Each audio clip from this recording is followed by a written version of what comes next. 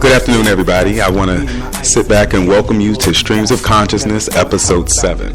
I've been talking about this all week on Facebook. This is a little big deal for me, but today's going to be another conscious conversation with two very important and talented people. I want to introduce you guys to Stacey Calhoun, who is the Director of Client Services and Corporate Communications for Timo Productions, LLC, and Devlon Paris International, LLC. And I also have here with me Tim Bond, who is the Creative Director and Founder of Devlon Paris International, LLC, and Timo Productions, LLC, excuse me. I kind of came in contact with these guys a couple of years ago doing a production downtown D.C. We actually did a couple of different projects with Tim, and later on I met Stacey on the same projects. And we just kind of, it was all around spoken word, it was all around theater, it was all around like collaborative arts, like very, very innovative type shows, fashion shows, tastings, everything like that. And it was actually, it kind of changed my perspective on what it is to perform and what it is to entertain, and how I can take spoken word and intertwine it into all these different other genres and medias to kind of have my message reach the people. So, I thought it was a big deal to have Tim and Stacey here to talk to everybody. Why don't you guys say hi, introduce yourselves? Hi, I'm Stacey. And I'm actually really happy to be here. And I do remember meeting you, and I remember I was talking to Tim, and there was such an amazing cast on that my first production with Timo Productions, yeah. And I thought you were amazing and a great talent. I'm really happy to be here. Yeah, same here. Hello, everyone. This is Tim, and as you mentioned, we had a really good first encounter, and I think that we're here today is a testament because we've stayed in touch since then. Yeah. I think the performances that you've done that you did then were phenomenal, and you keep progressing. Yeah, and I think that's what makes this day so special for me, is because we're kind of, the three of us are in different places than we were 2 or 3 years ago, and we're still consistently working. We're still working towards the same goals, and we're giving back as much as possible, which is one of the bigger things that we're going to be talking about today, is some of the charitable activities that we all have and that we're all working on, as well as some of the business opportunities that we're doing. I wanted to start everything on one side of the business that kind of caught my attention, and that's Devlon Paris International, LLC. I know it's a clothing line, right? Or it's a clothing designer. It's like a pop-up boutique, right?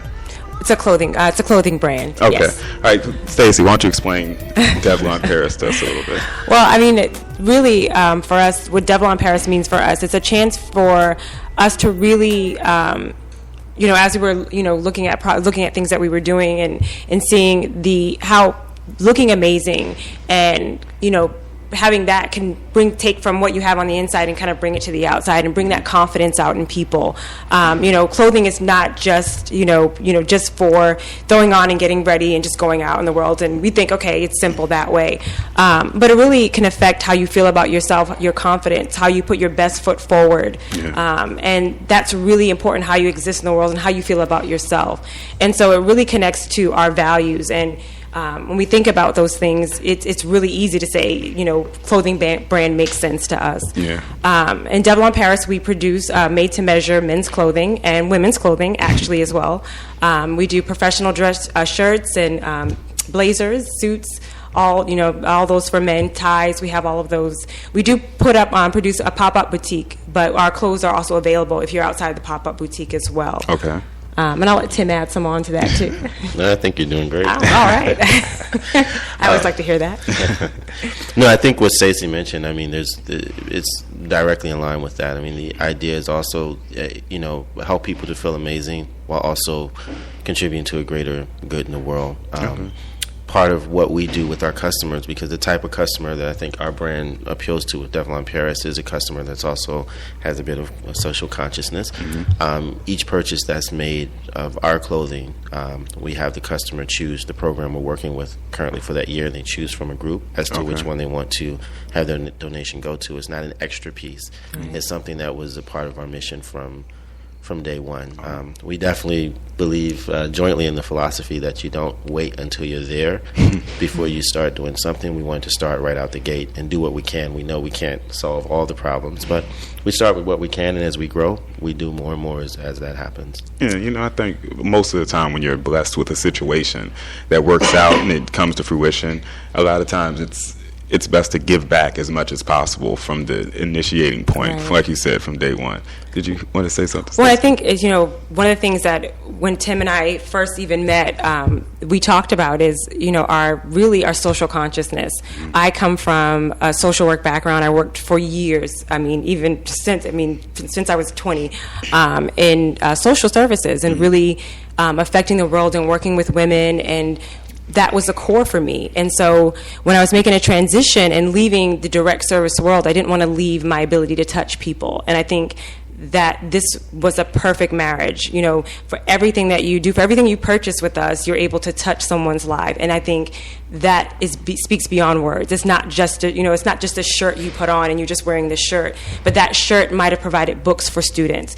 That jacket that you have on has provided libraries. It's provided the ability for people to be educated. So we don't leave behind and separate the two. You can be in any business that you're in and not forget your social consciousness, and I think that's the core of our business. Okay.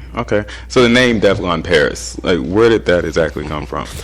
Devlon Paris is actually a character from my first book. And I had the vision back then, far before even running across Stacey, of eventually moving from production and jointly doing something with clothing and events. I didn't know the direction it would take, but he was in the story.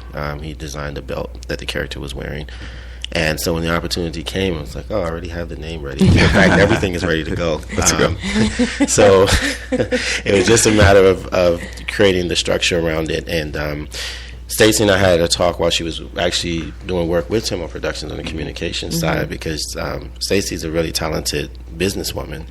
And I quickly saw that, and I said, well, Stacey, I have this other idea, and I'm always having ideas. So he always has an idea. I remember. But this one stuck, and it made sense, and it jointly tied in, because, being a smaller team, which is how we want to stay, we didn't want to have two ventures that were, so perpendicular that was hard to work on them. But this was really a parallel track that made sense. And so, then Stacey kind of moved into that role, and she really adopts the visions, but makes them practical. Yeah, and makes them work. Yeah, it makes them work. Absolutely. Okay, so a little bit with Stacey.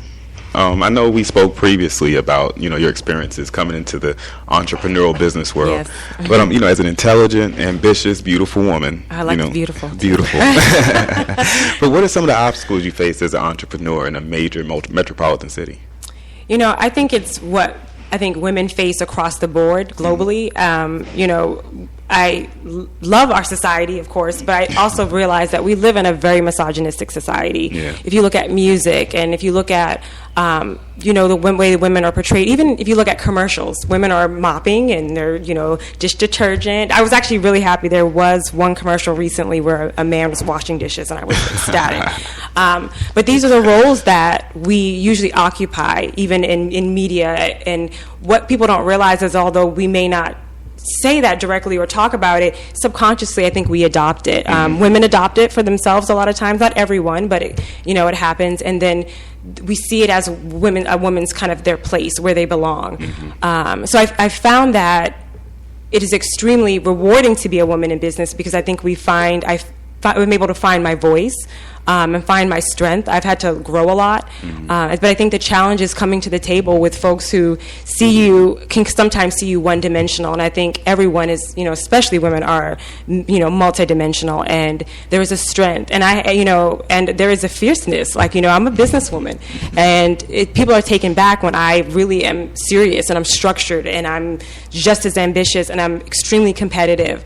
And Tim knows this because I've had to vent to him many times. I'm like, geez, what do I have to do to prove? I have to usually jump through hoops and have the experiences that he doesn't have when it comes to really proving myself. Yeah. I get to the table and now I have to not only just do the business, but I have to prove that I deserve to be here, I'm intelligent enough to be here, and I'm competitive enough to be here and, do my job. So it can be quite a challenge sometimes. And then, especially in the clothing side, there's a challenge to even my knowledge. And I'm very knowledgeable. And what I don't know, I will find out very quickly. So I never come to the table. I never come into a meeting knowing less than I have to know more, and I understand that. So it can be a challenge, but it has strengthened me, and I like a challenge. I'm extremely competitive even with myself. So they say steel sharpens steel. Yes, exactly.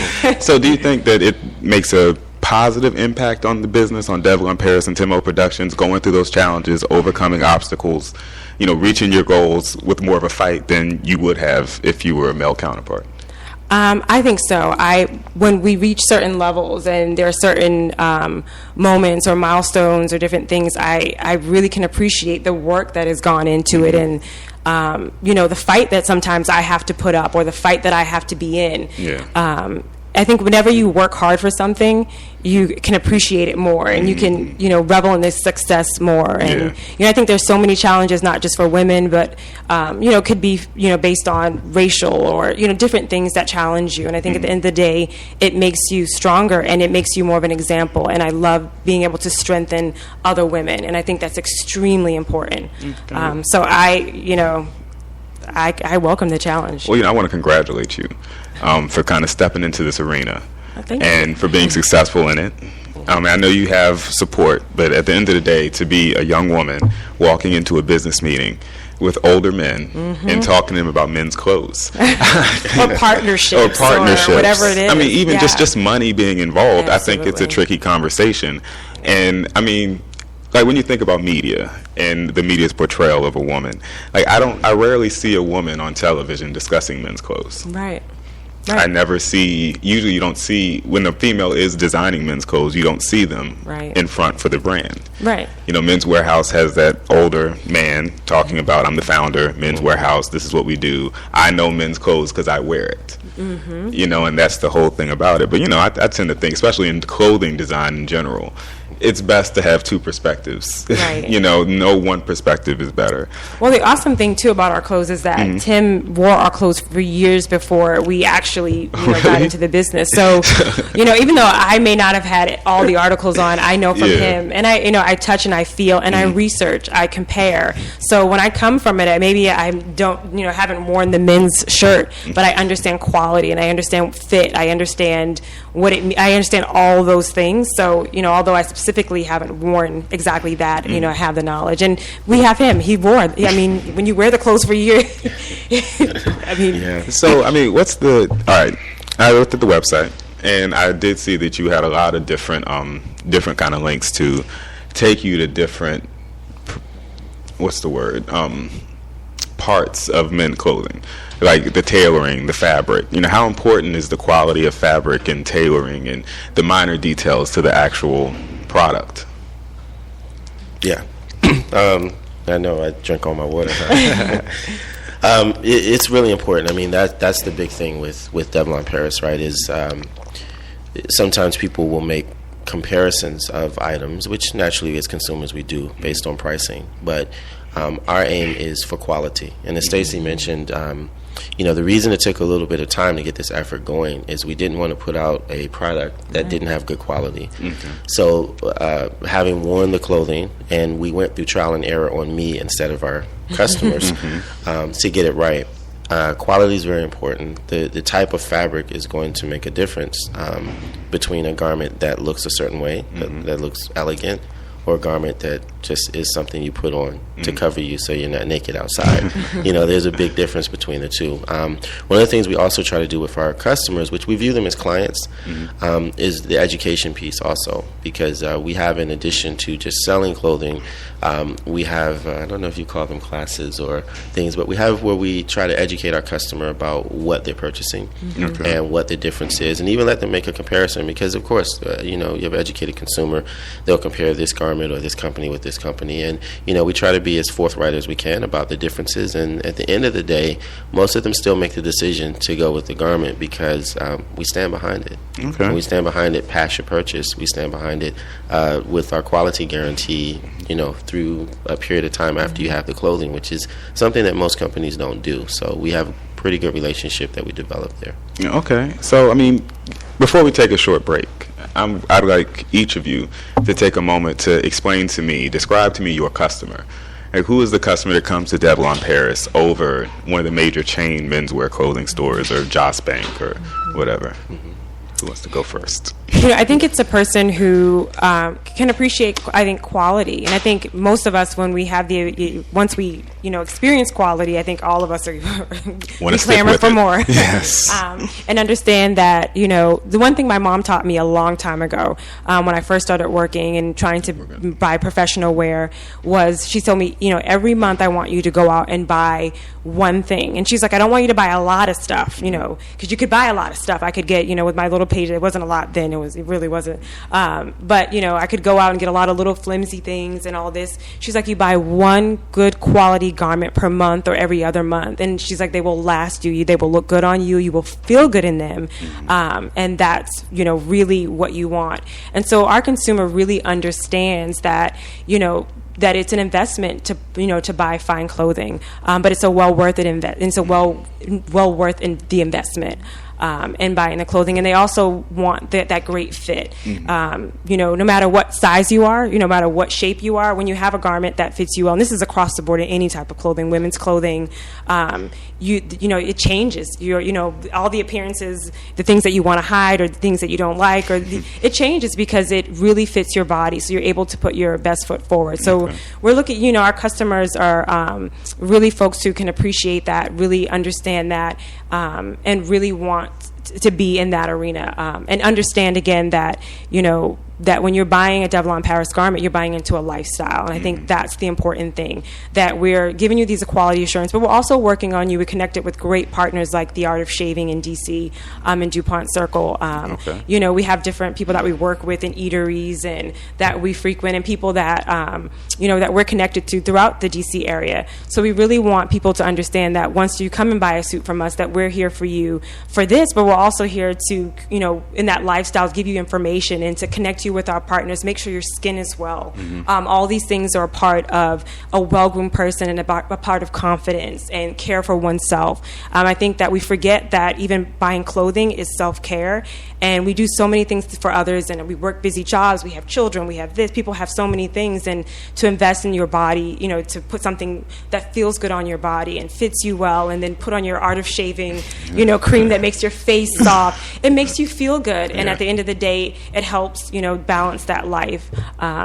So those are, that's really the person that we are looking to clothe, and someone who can appreciate that and wants that, and really sees themselves in that lifestyle. Okay. Tim, what do you think? I agree with Stacey. I think it's a person that appreciates the lifestyle that's being put forth.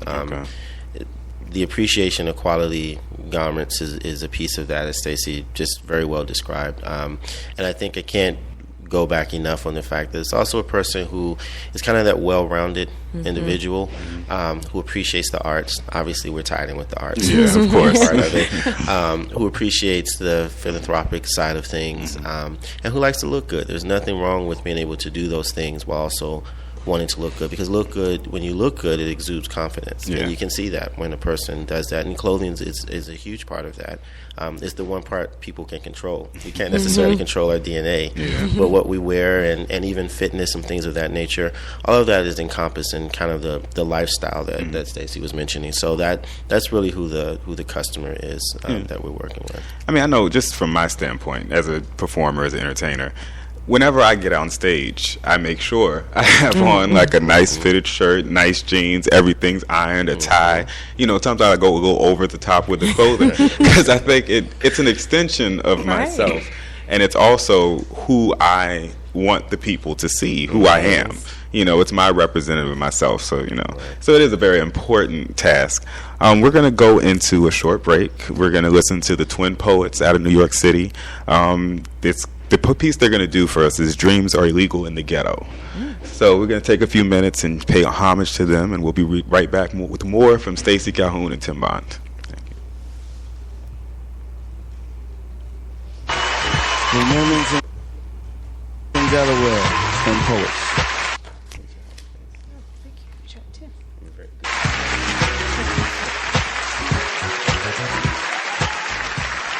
I heard the dreams are illegal in the ghetto. Little black girl, you ain't gonna be no damn. I heard that dreams are illegal in the ghetto. You ain't gonna be no lawyer. But I am dreaming. Don't you know that dreams are illegal in the ghetto? I heard that dreams are illegal, but I am dreaming.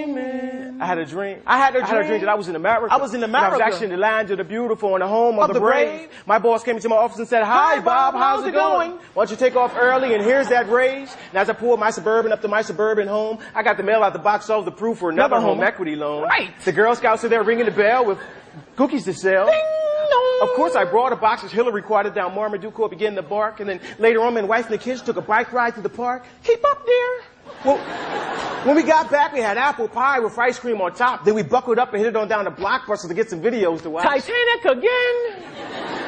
When we returned, the kids put on their PJs and relaxed in the den for some family time, watching videos. Then all these strangers turned and said to me, "Nigga, what are you doing here? Don't you know that dreams are illegal in the ghetto? What are you doing here? Don't you know that dreams are illegal in the ghetto?" Those gunshots ringing in the heat of the night, followed by screams, violently disrupting my dreams. You see, in my neighborhood, I don't need to read the paper or watch the news to notice something bad happened around here tonight. But once the ambulance leave and the police sirens stop and the crowd disperses, that silence soaks into my soul, sobering my senses, and it's often over-intoxicating society. And I try to relax.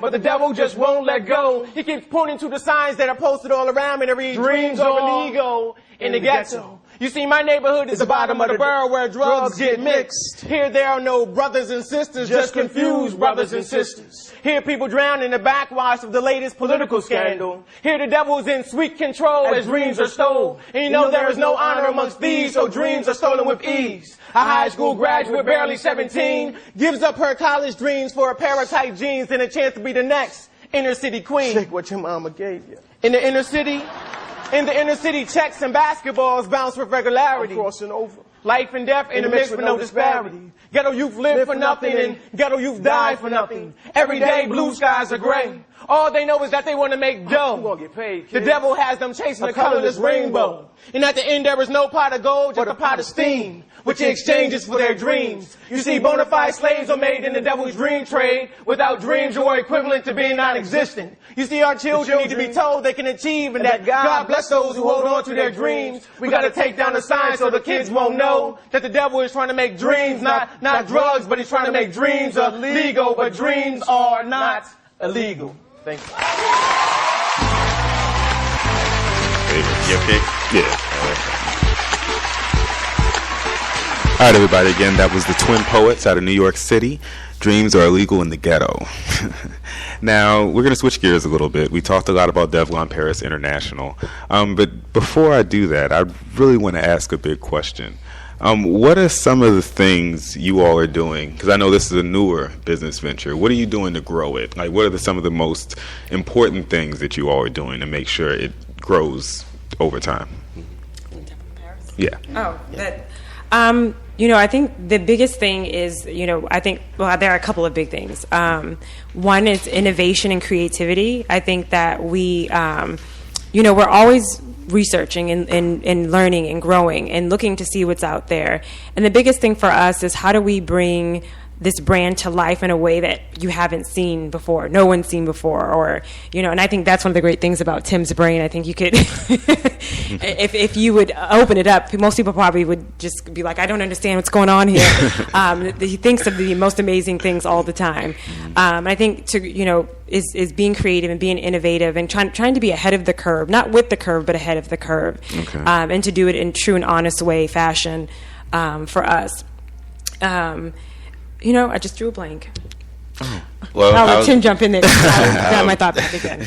One of the other things, I think, important thing, this is with any business, is constant refinement. I mean, we started one way, and we're daily looking at where we are, where we're trying to go, and also how our customers will see us, because sometimes what you want to portray and what your customers see are not in unison. Yeah. And so it's taking that feedback and just constant refinement. And I think that really sums up most of the efforts that we're doing and what Stacey mentioned, because we're always coming back to the drawing board. Not that we don't give ideas a time to develop, but you can kind of see if an idea needs tweaking, and we don't really get stuck. And that kind of keeps us on our toes because of the fact that we're trying to keep making it better and better.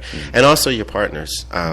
It's like in life as it is with business. If you don't surround yourself with people that can help you grow, you won't grow. And so a lot of the partnerships that we work out, we're constantly revisiting that also to make sure that we're in line with people who not just are business partners, but it's important to us that they share our passion. Even if their business doesn't do it, they need to at least share our passion for what we do holistically as a business, not just completely about the money part. That's important. And very important. But also the other portions that are important to us, because we're not willing to just make money at all costs. Yeah. It has to be a joint venture across the board. So I think those are two things that we're constantly talking about and revisiting. Okay. And, our devotion to we don't call them customers, we call them clients, and really taking care of our clients and really letting them feel who we are. And I think that allows your business to grow because they talk about it, they share it. Anytime we share what we're doing with people, not even if they haven't touched the clothing, they get excited. Yeah. And they want to be there. They want their friends to experience it. They want to know more. They want to help. They want to, whatever they can do. So I think really having passion and really, with our clients, really taking care of them and really understanding what they need. And that, when I think that speaks to the change, we're seeing that what we think is great or what, ideas we have, or, what we're like, okay, we're on the board, we're like, this is fantastic, we're going to do this. But if it doesn't make the client happy or it doesn't serve the client well, then we change it. We don't do it. And I think that allows your business continue to thrive. If your clients are happy, then your business is doing well. Yeah. I mean, even talking about it, I kind of want to come look at your stuff and see if I can I have some shows coming up. I need some clothes to wear for that. But we're going to switch gears. We talked a lot about Devlon Paris International, but I'd love to get more information about what's going on with Timo Productions. I remember when I was working with you, you were doing a show pretty much like maybe every 4 months, every 4 to 5, 6 months, and then it just kind of stopped. What happened? Yeah, we had to take a break. Part of that was the writing of material, and it's the same thing that happened with Devlon Paris. There were, we're a small team. Yeah. And in order to do things well, you have to take the time to do them well. One of the things was we had an opportunity to start Devlon Paris, and I wanted to pursue that opportunity. And so we sat down and thought about it, and it's just impossible with traveling and the schedule to also do the productions and to do them well. So we decided to take a little bit of time off from the actual productions, but the work has been going on. I guess it's behind the scenes work because we've also been during the couple years period of time writing a lot of material, fostering some relationships with other writers also, because one of the things I wanted to go down the aisle of is I was pretty much writing all of the material and producing it, but there are a lot of other writers that I've met in the last couple of years that have some amazing things. And I'd like to go down that aisle of being able to do some production, especially, I love the theater. So being able to do some production down that aisle. We even have some documentary ideas. So I've been meeting tons of writers, not just in the U.S., but while traveling in different countries, and we're going to pursue some of that. We have our first show coming up later this year, and we're going to connect that in with the local writer who actually was a two-time NAACP nominee, and he has a book coming out in November, and so we're going to tie in our production later this year with his book release. So that's what we've been gearing up for. And we took a little time also. I wanted to really get the Outer Limits program right, which is our outreach program, which is kind of the core of everything that we're talking about here. So that just took a little bit of time. It's a one man band and then one woman band, and then we have a really good team. Also, we needed to just get those things right, and we finally gotten them right. I say late last year, got in a really good place, and so now is able to actually plan the productions out and have that rolling. So, okay, I mean, that sounds incredible. I mean, I think that's one of the major things as a fan of the productions. It was, just when is that type of show going to come back to the city? Because like right now, it doesn't really exist a lot. I mean, we have a lot of musicals, we have a lot of stuff like that, but a collaborative show that incorporates spoken word, that incorporates all different medias of art in one location and just one big... It doesn't happen. Yeah, it just doesn't happen. Like, I hadn't seen it until I came on. It doesn't happen. I was surprised. We did a show, I think it was at American University. Yes. And I still talk to Brian, too. I was backstage with Brian, and we walked through the lobby, and there was just all this food and wine, and it was just this big tasting out in the lobby during one of the breaks. And I was just like, wow, I would so pay $25 to come to something like this, because it's just so kind of interactive, but it also kind of keeps the audience member from feeling like something is taking too long, or feeling like it's dragging on, or something's kind of, oh, she just messed up. It kind of keeps you from having that mind space, because you know that there's more activities coming, that something else might happen, you're not really sure. I mean, and plus I made so many great connections through doing those shows, like Green Tea and Brian Wang. It's crazy. Well, how many shows do you go where all of your senses are hit? Where you taste and touch and sound. I mean, you get everything. It's again, that back to that experience piece of things, and that's the thread. Even it's with our clothing, and it's also with the productions, to really for the time that you're there, to engulf you, and for you to take this ride through this art, and to do it through so many ways that that when you leave, you're like, wow, I feel like I've been away for 2 hours. You've been gone for 2 hours just down the street, maybe. Exactly. But you've been in a different place, in a different planet, in a different world for the last couple of hours, and everything you thought, you never thought could happen. Yeah, and it's so funny because the team I'm working with for, shameless plug, July 26th, the Speakeasy in Annapolis, we're doing the fundraiser. But just through doing the fundraiser, I met a lot of people from like the DMB network, and one of the bigger people, shout out to Rich Rocket Ross. He's basically the organizer of the Speakeasy. And there's something about the Speakeasy that reminded me of a Tim Bond show. And it was just the fact that it's like an open space, and it's a collaborative arts-ish situation. You have a fashion show from a local clothing designer, you have local artists singing, you have rap groups rapping, you have spoken word artists, you have a band that's going to perform, and then while all this is going on, there are artists in the back making paintings during the show. And as they finish and they spray the little protectant on it, they show it, and they're like, hey, this is this, and this is why I put that. And it just kind of, just knowing that all this creation is going on in this small space. And the fact that these kids are like 18, 19, 20 years old, and they're pursuing these dreams of being graphic artists, not necessarily by going to school, but by saying, hey, I can do an animation for you for $35. I can do a painting for you for $45, just bring me the picture. And they're actually pursuing these clothing brands, they're pursuing all this stuff, and it's something that I wish I could have been a part of when I was that age. I'm just like, I kind of aged out of that group a little bit, but I wish I could have been a part of all that stuff, because it's just the opportunities that you provide when you put on a show like that. I mean, you give everybody a chance. You give everybody that big chance to be on that stage, to present what they do, and to share with everybody. And I think that's so important for our community. Awesome. And it's so true. So important for spoken word. It's so important for the independent artists to have those quality opportunities to express themselves and to share their art with everybody else. Well, especially when you don't have it. There's the schools and they're taking away so many pieces of that and that expression, and the chance for those who have the talent to really develop it. In a structured setting, or that's not allowed really anymore when all that stuff is yanked away. So it's really cool. Yeah, I mean, just to see kids do it on their own, and that's something that I kind of did when I was younger. It's just I really don't care. I'll just do it by myself. We'll see what happens. I mean, and I just think so. Shout out to Tim and Rich for just providing facilitating those quality opportunities for the independent artists. let's talk about spoken word in our own personal connections, because I know Stacey and Tim, we have Devlon Paris that was inspired by a book that Tim wrote, a couple of years ago. But what does spoken word kind of mean to you two individually? Like, what about the impact? What about the creation of it? I think for me, it's a voice, and sometimes it's a voice for the voiceless. I have done a lot of work with women before I did this work, and just a lack of having yourself heard and having your feelings and your insides be, what's inside, to be able to display it outside. Yeah. And I think spoken word gives you a chance to do that, and it gives you a chance to say the things that maybe you couldn't say in relationships or with friends, or I think it just really, again, I think it just really gives you a place to have a voice in a safe way. Exactly. No, I think, for me, writing is probably, I think I communicate even better writing than I do in talking. It's really sanity. I don't know how else to put it. I've been writing for so long that it just is a way that, for me, is a way to outlet feelings.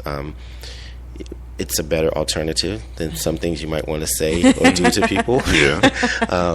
But it's just, it's fantastic. I mean, for me, it's also, I see the way you were describing the show is kind of how I see things. And I remember when I was younger, my name used to be Poetic Eyes, is what I went by. And it's because I really do see the world in poetry. My perspective of the world is a bit different. Sure. Okay. My perspective of obstacles and challenges is just a bit different. I tend to be a person that I'm not really fazed by things that come. I just take what comes. Yeah. So, And he's being very honest about that. Yeah. He's got the calmest demeanor. I'm like, everything's exploding. Yes, okay. Well, we're going to figure it out. It'll work. We'll fix it. And it It's always okay. does. It always does. Yeah, it's funny. I just it's just my perspective. I mean, we have that in business. We have that in life. We have challenges that come, things that happen, and you can either get really sullied or discouraged. But the alternative is better. Yeah. Is you take what's there, you deal with whatever the current set of situations are, and you make the best of that. You find that you remain happy when other people are not happy. Things that could knock you off your feet, they really don't. Yeah. You've adjusted yourself, and spoken word plays a big part of that. For me, it's the writing piece, but it's also the visualization piece. And I think that's the product of that show is something that's the way I see things is through the music and through the writing. And, really the underline of a lot of it, except for the visual art, is really the writing. I think it's an important part that will always be there. Okay. I mean, to me, personally, I feel like spoken word is an opportunity for me to be creative, to express myself, and like Stacey said, in a safe environment. Like me personally, I think writing is something that you're kind of called to do. I don't think that any random person can just say, I'm going to be a writer today. I don't feel you necessarily have to be published. I don't feel you necessarily have to be appreciated by your peers to be a writer. But I think if you write down a story and you complete it, and it goes from beginning, middle to end, then you're a writer. I agree. And if you do it consistently, your writing is going to do nothing but just get better and better and better.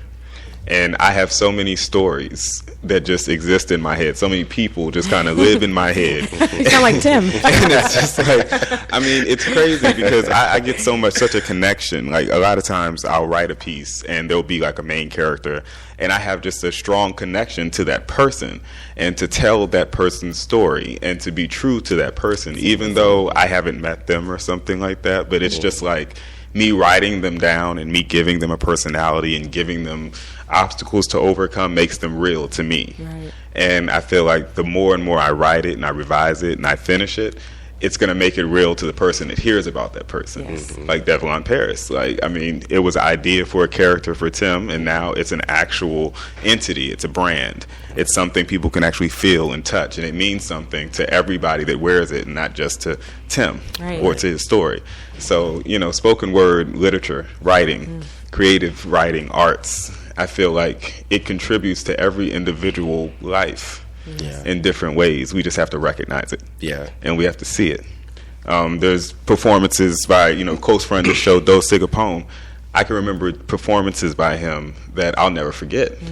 Like, there's a spoken word artist named Pages Madam. He's actually on the books to interview and to present his book to the Streams of Consciousness family awesome. in August. But I saw him at a Benny Black show. We were in a slam together for the Fuse Slam. It was 4 or 5 years ago. And he did this piece that I'll never forget. I can't tell you the name of it. I can probably remember how it starts and how it ends, but I will never forget how I felt. You can see it in his eyes. You guys can't see it, but we can see it. Like, I've talked to Pages about this, just in conversation, and the same way people have approached me about a performance that I did that they thought was just incredible. Like, I had that feeling watching him. And how humbling that is to be in front of him or sit and talk to him about something that he wrote that made me feel so strongly either way. It's, Joseph LMS Green. He's another one that's on our books for August. And he's ranked 16th in the world. Wow. In spoken word artists. Nice. 16th out of 250 of the world. He's competed, I believe, please forgive me if I'm wrong, he's competed in 7 different national competitions. 4 different international competitions, and he's won like several gold medals. He's won grand slams like all over the world, and he hails from Alexandria, Virginia.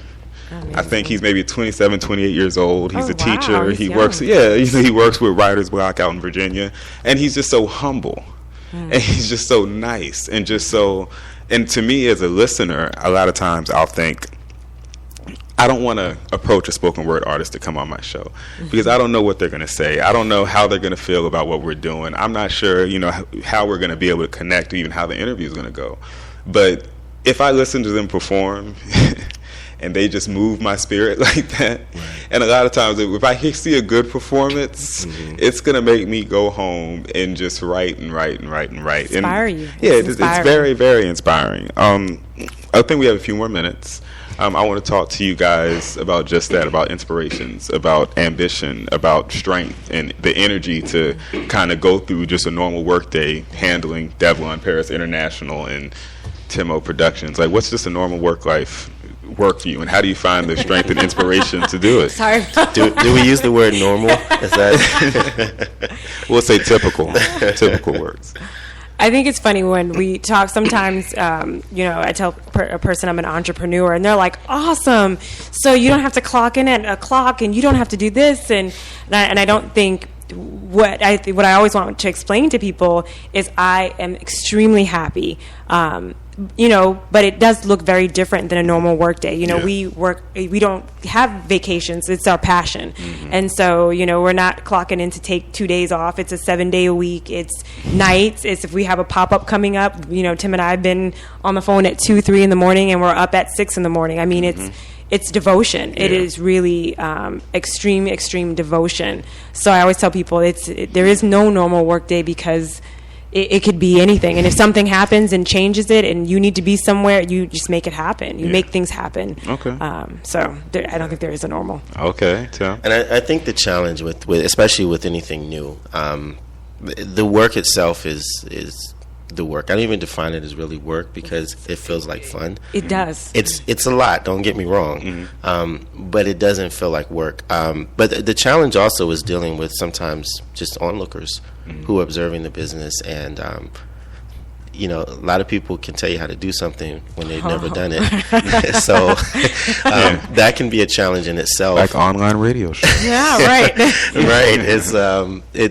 It's just how it is. So people are always going to have opinions. I mean, just be realistic. People are going to have opinions. People are going to say, oh, this should be doing this, or I saw this do that. But, the thing is, in most of the cases that you look at, unless they're special cases, it takes time. What people don't see is that build-up period. Right. And I think other entrepreneurs really appreciate the challenge. But that's a part of the workday. In addition to that, I think that's a challenge that we both had to deal with. I think now as things come to fruition, it's a little bit easier. But you do also face that. And I mention that because that is a challenge, because it can pull at the person part of you. Definitely. And you need your whole person to be able to work. So that also helps within. And I think the other challenges, like Stacey mentioned, I mean, you're going to have ups and downs. Nothing's ever going to be as smooth. I mean, if it was, everyone would do it. So that's going to be there. But I think the biggest thing is having a good team. I mean, I can't emphasize that enough. If you have a good team, all things are really, really possible. And you can really overcome those hurdles in a way that's productive and that keeps you progressive as a company. Okay, that makes perfect sense. I don't think I really even answered the question. Oh, no, I think we no. dropped all of that. That's fine. I mean, the question was mainly about, what motivates you, inspiration, ambition, all that jazz. But that works for me. I mean, if what I heard was we're entrepreneurs and we work for ourselves. Well, I think that's pretty much all we have today. We're going to wrap it up. We have a couple of things I want to talk about. One of the biggest things is one thing I learned. I read a book on Wednesday, and it was one of the biggest virtues or the hardest virtues to learn and to let go of is to let go of the need to being right.